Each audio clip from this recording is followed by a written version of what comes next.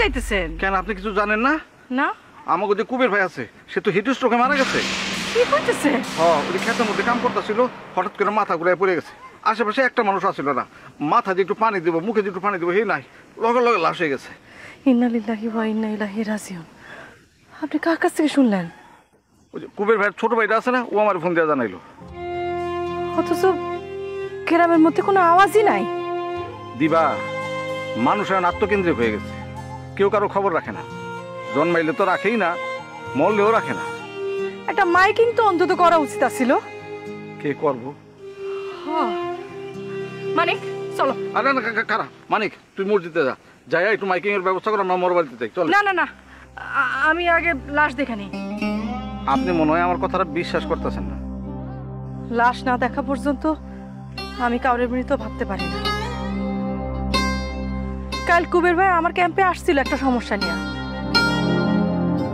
আমি তার কাছে 2 দিন সময়ও চাইছিলাম, আর তার মধ্যেই মানুষটা শেষ হয়ে গেল, একেবারে নাই হয়ে গেল। ভাবা যায়? তারপরে দেখেন, এই জীবন নিয়ে আমরা কত বড়াই করি। মানিক চলো তো। মানিক, তুই কি ছাগল নাকি? হ্যাঁ, এই করোনাদের মধ্যে বাইরে একটা ছাতা নিয়ে বাইরে নাই?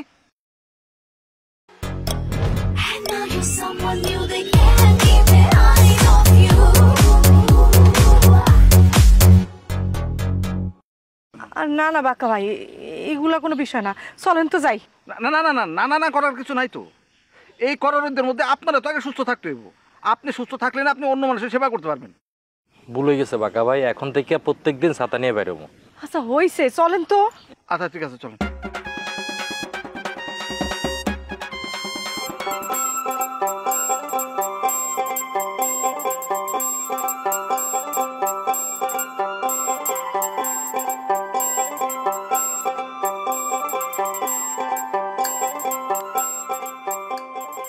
বসে ননি, আপনি তো অনেকদিন মুসলিম সরকারের সঙ্গে উঠা বসা করেছেন। ওঠা বসা করি না স্যার, ওই মেয়েটার কারণে তার কথা আমার শুনতে হয়েছে স্যার। আই নো, মুসলিম সরকার তার অবৈধ মাল আপনার বাড়িতে রাখতেন। জি স্যার, রাখতো, এখন আর রাখে না স্যার। কে রাখবে?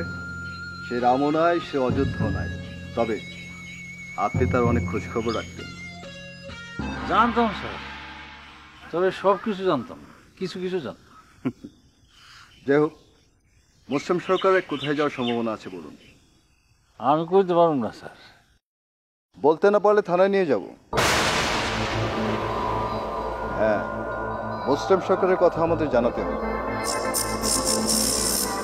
আদালতে সুলেমান মৃধার কোনো অভিযোগ প্রমাণিত হয়। তার নামে যতগুলো অভিযোগ উঠেছিল তার সব কিছু ঘটিয়েছিল মুসলিম সরকার।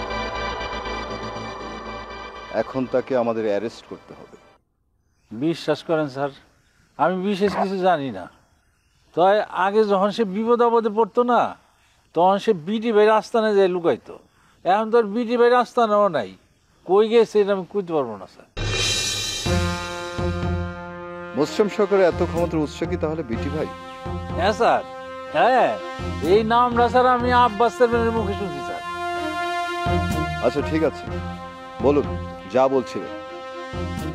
জি স্যার, মুসলিম সরকারের সম্বন্ধে যা বলছিলেন তাই বলুন।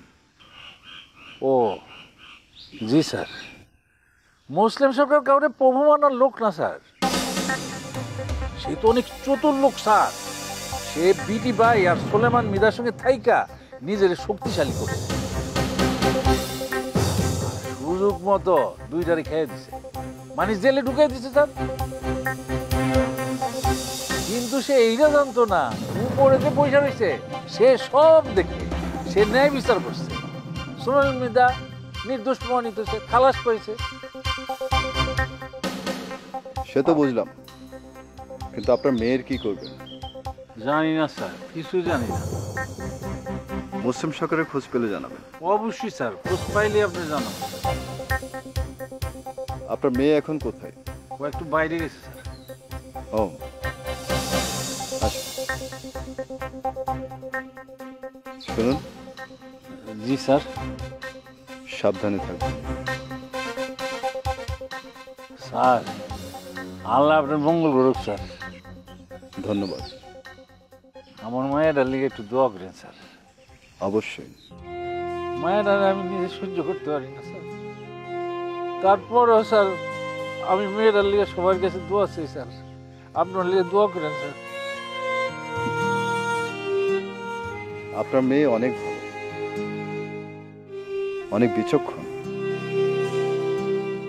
আসি। জি স্যার। আসসালামু আলাইকুম স্যার। ওয়ালাইকুম।